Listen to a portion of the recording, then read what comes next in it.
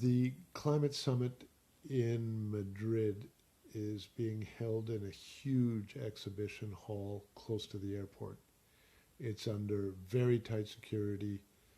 Only people with photo badges who registered months ago are allowed in. The badges have different colors, and those colors determine where you can go. Most of the trade union delegation has yellow badges which qualify us as observers, and means that there's a lot of the negotiations that aren't open to us. Also in Madrid is the People's Summit, which is being held at the University of Madrid and at the UGT building, the Trade Union Confederation building in the center of town.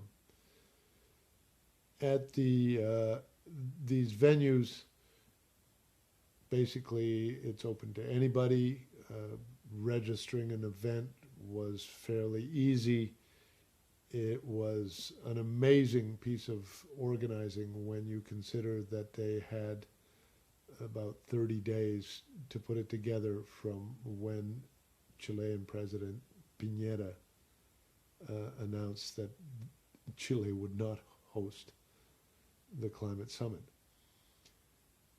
And what we saw was a lot of civil society organizations and trade unions using these venues for meetings to discuss aspects of the climate crisis, to develop strategies, and to try to network with current allies and new allies, because it's going to take all of us pulling together over the next 10 years to really make a difference. One of the more tricky issues at the climate summit is how to decarbonize our energy systems, whether it's the energy we use to transport in the air, on the seas, or on the ground, or the fossil fuels we use to create electricity.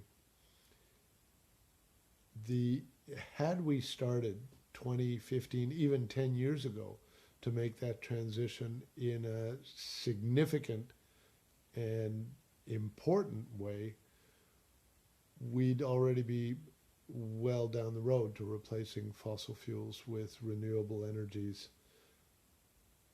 But the reality is we didn't take the science seriously enough. We didn't see how deep the problem was.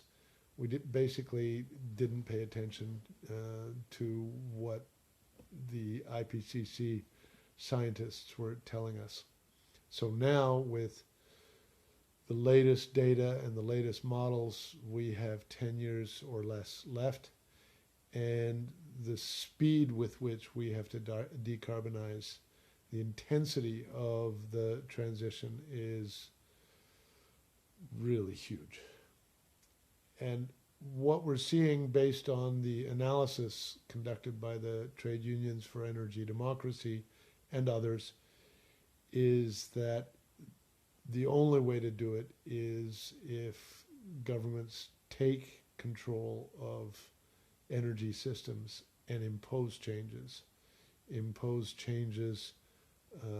by investing massively in renewables, and by ensuring that the workers caught in the fossil systems are protected through a just and equitable transition. This is a huge challenge for us, but so far the market signals and the investors aren't making the change because there's still too much money in fossil fuels.